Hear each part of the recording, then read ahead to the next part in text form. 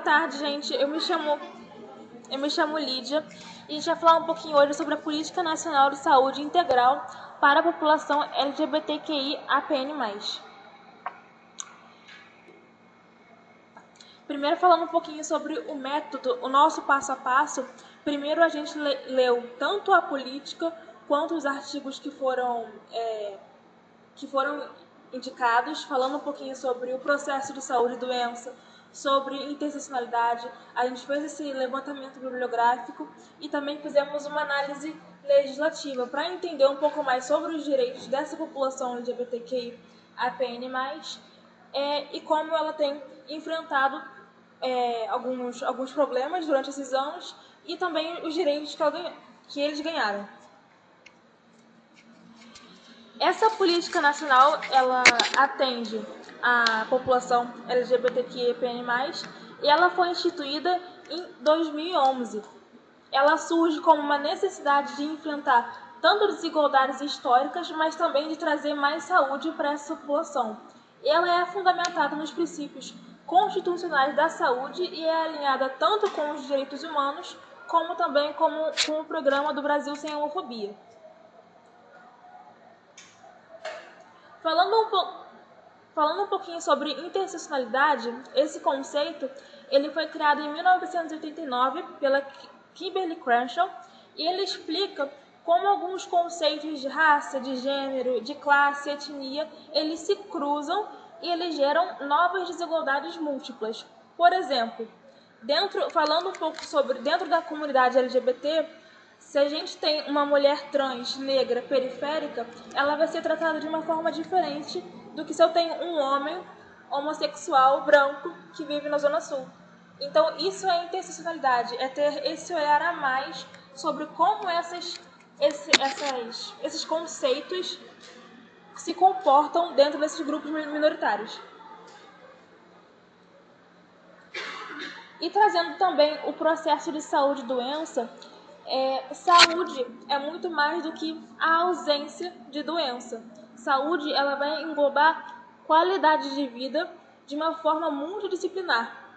Ela vai englobar se essa pessoa tem acesso a uma comida de qualidade, se ela tem acesso à água potável, se ela consegue se exercitar, se ela consegue cuidar da sua saúde mental. Isso é saúde, não é somente a ausência de doença. Falando do contexto histórico dessa política, para começar, em 1970, a gente tem o surgimento do Grupo Somos, que foi um grupo de afirmação homossexual, foi um marco muito importante para essa representatividade desse grupo no Brasil.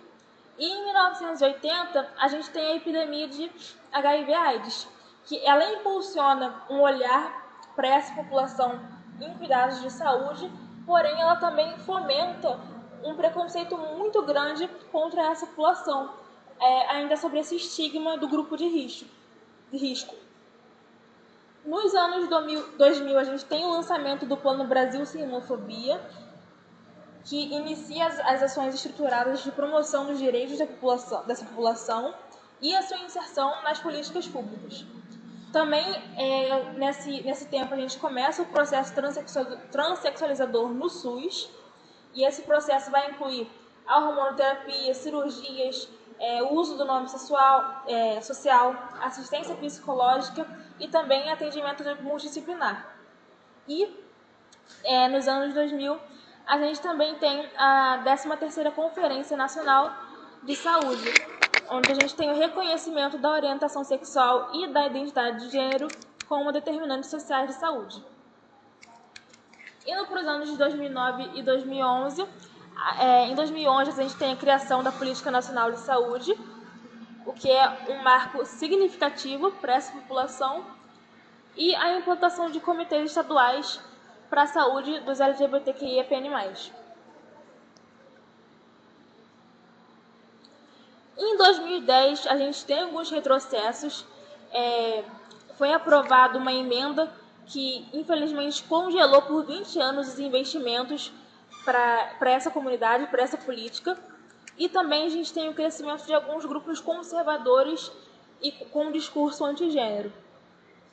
Em 2010 e 2022, a gente tem, em 2020, principalmente, a pandemia de Covid-19, que infelizmente intensifica algumas desigualdades e vulnerabilidades dessa população, aumenta a violência doméstica, o adoecimento mental dessa população e dificulta ainda mais o acesso à saúde.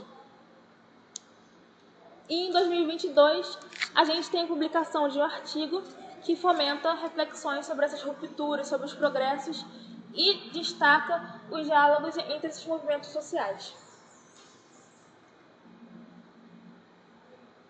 Essa política, ela visa ampliar o acesso à saúde dessa comunidade, principalmente focada nos princípios do SUS, que é o princípio de universalidade, integralidade e equidade. Qual grupo é favorecido?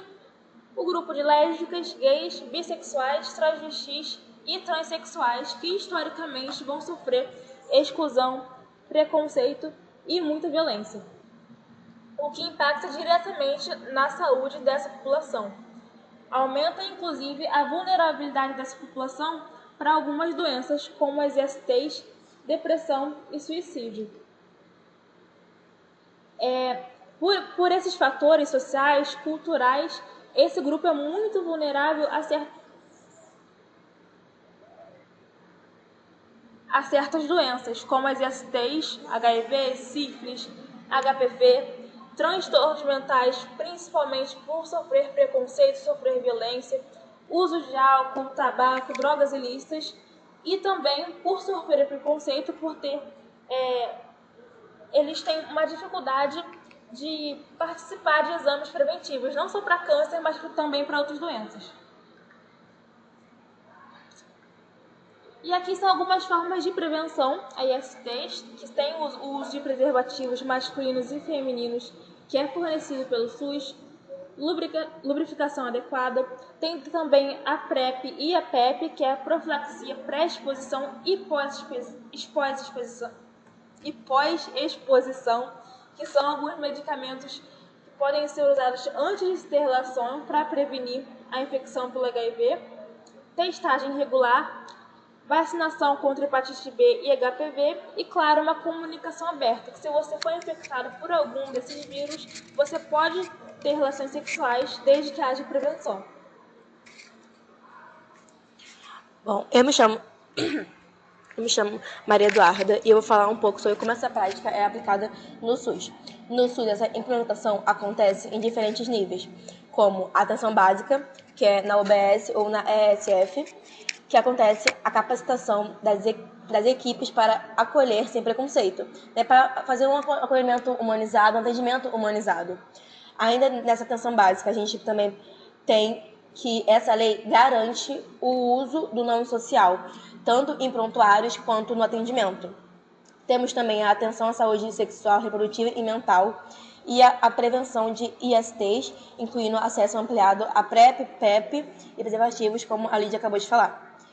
E também, nessa aplicação na prática, temos uma atenção especializada, que oferece serviços de referência no processo transsensualizador, como hormonização, cirurgias, acompanhamento multiprofissional, porque muitas pessoas trans não sabem que a lei garante um processo para que ela possa afirmar o seu gênero, né? Para que ela possa afirmar o gênero que ela se identifica. Tem realmente essa garantia. Temos também um acompanhamento de HIV, AIDS e outras condições prevalentes na comunidade. Agora, falando sobre a educação em saúde e a ESF, que é uma estratégia de saúde da família, o Sistema Único de Saúde, ele é um direito de todos e tem a missão de garantir acesso justo e integral à saúde, levando em conta as diferenças e necessidades de cada pessoa. Para isso, o SUS conta com o EMUT, que é a equipe multiprofissional. Essa equipe reúne profissionais de várias áreas, como psicologia, serviço social, enfermagem, nutrição e fisioterapia, que trabalham junto com a estratégia de saúde da família Essa atuação, em conjunto, amplia o olhar sobre o usuário e possibilita um cuidado mais humano, inclusivo e qualificado. Isso é essencial, principalmente para os grupos que historicamente sofreram exclusão, como que é o caso dos LGBTQIAPN+. A atuação do EMUT, ela inclui acolhimento qualificado e sem julgamento, capacitação das equipes para combater práticas discriminatórias e promover a escuta ativa, articulação com redes de apoio e serviços especializados. A promoção de ações de educação em saúde voltadas à população LGBTQIAPN+, inclui o apoio em processos de afirmação de identidade de gênero, como no cuidado a pessoas trans e travestis, e fortalecimento do vínculo comunitário, essencial para o cuidado contínuo e humanizado. E como enfermeiro, o enfermeiro ele pode exercer esse cuidado. Nós como enfermeiros vamos ter um papel fundamental, pois nós devemos acolher sem discriminação, respeitando a identidade de gênero e orientação sexual, educar em saúde, promovendo autoestima e prevenção de doenças, registrar e respeitar o nome social, acompanhar o processo transexualizador oferecendo cuidado integral, atuar na saúde mental, prevenindo depressão, uso de drogas e suicídio, incentivar a participação da comunidade em programas de serviço de saúde. Em resumo, nós como enfermeiros, nós exercemos esse cuidado sendo educador, acolhedor, articulador e defensor de direitos, ajudando a transformar o SUS em um espaço realmente inclusivo, equitativo e humano. Já que falando sobre a humanização e a comunicação, na saúde, a comunicação não é só uma troca de palavras, ela é também uma forma de cuidado. Quando nos comunicamos de maneira clara, respeitosa e atenta, conseguimos construir um cuidado que é ético, humano e próximo das necessidades da pessoa. É nesse sentido que o Humaniza SUS, desde 2004, nos lembra que a humanização em saúde precisa se basear em valores como autonomia, protagonismo, corresponsabilidade e vínculos solidários. Ou seja, o usuário deixa de ser apenas alguém que recebe cuidados e passa a ser parte ativa desse processo, junto com os profissionais, construindo relações mais justas e acolhedoras. E quais desafios a gente enfrenta, né? Nós enfrentamos desafios como cultura do individualismo e do capitalismo que dificulta relações humanas.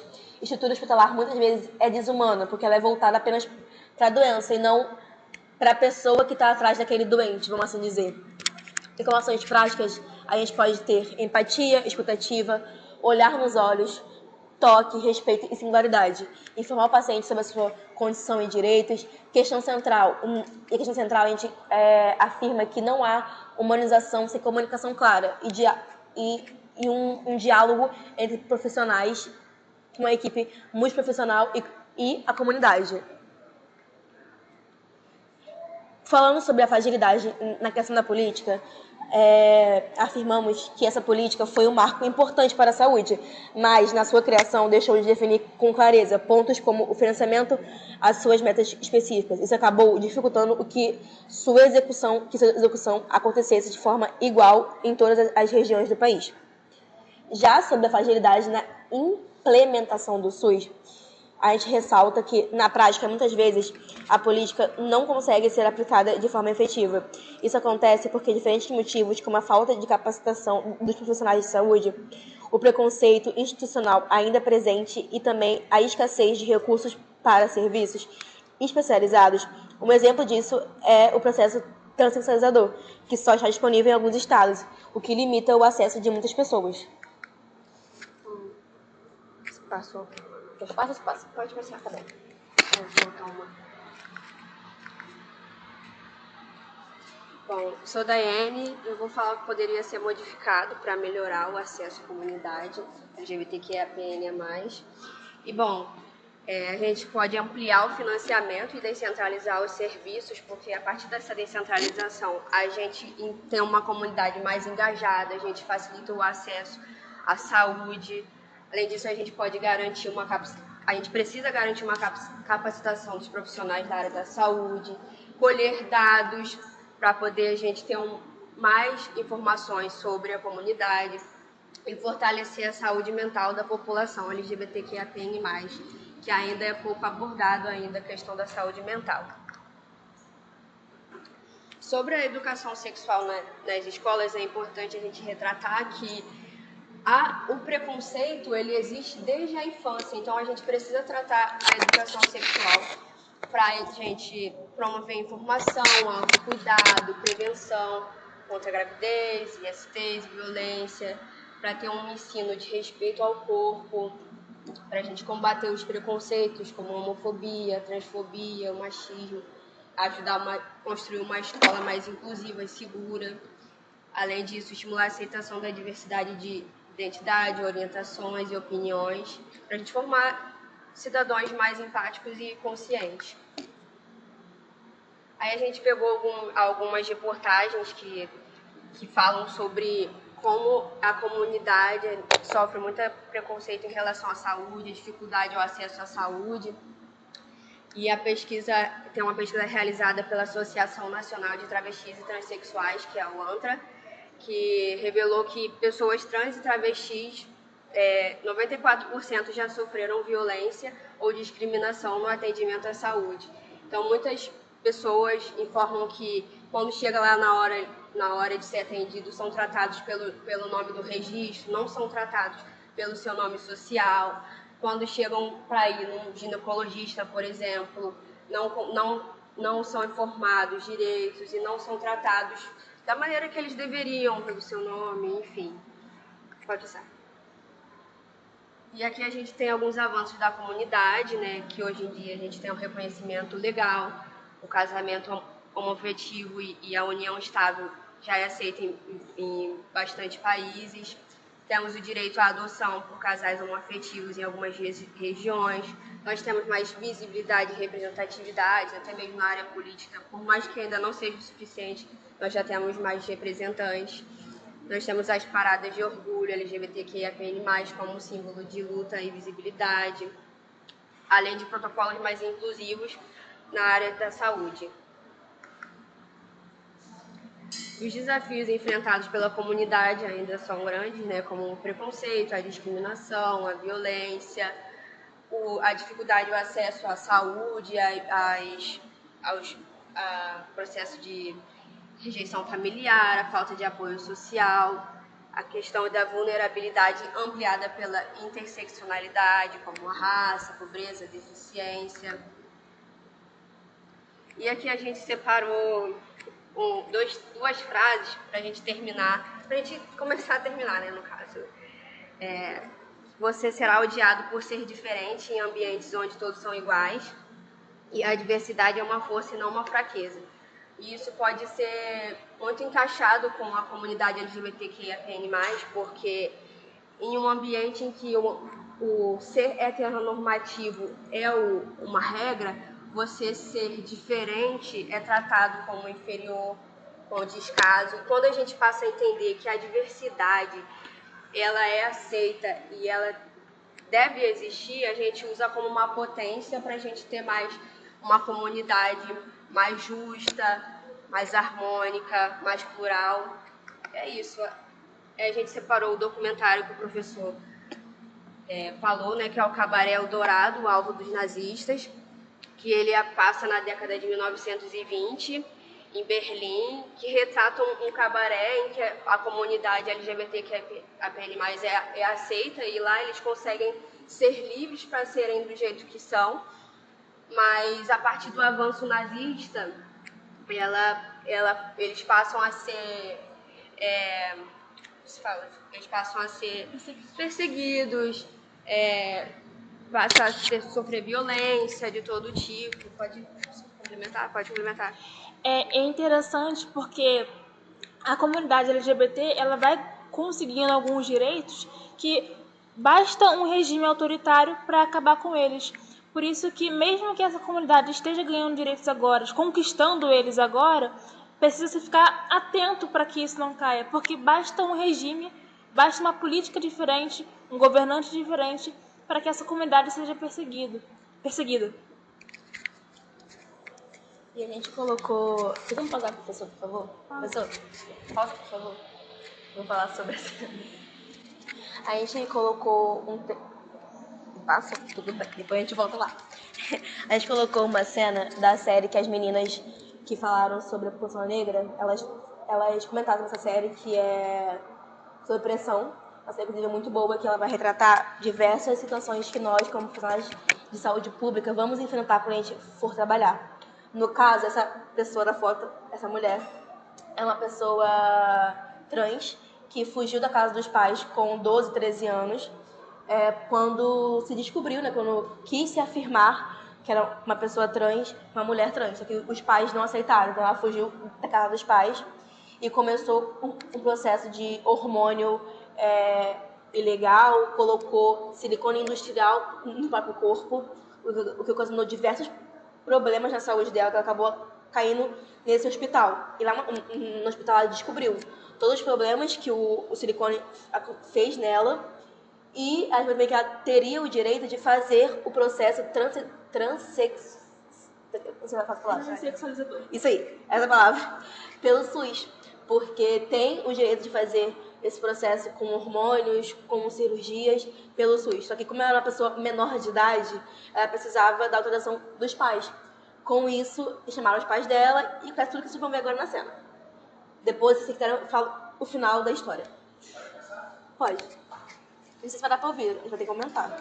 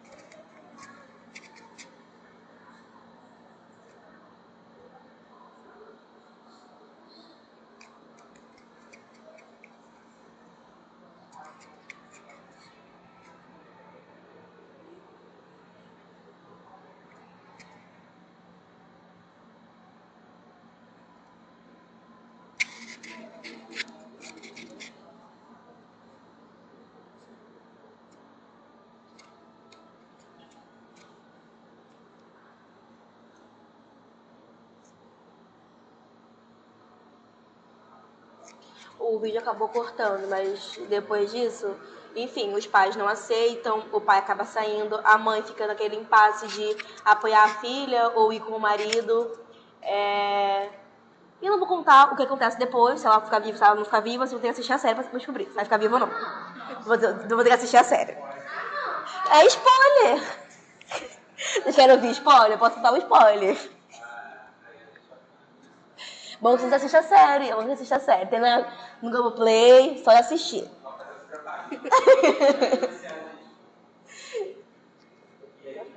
É verdade, esqueci. Eu tinha que passar.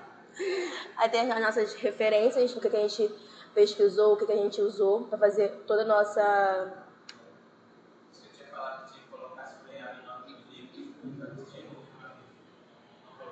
O nome de quem? Ah, tá. E obrigada pela atenção de vocês.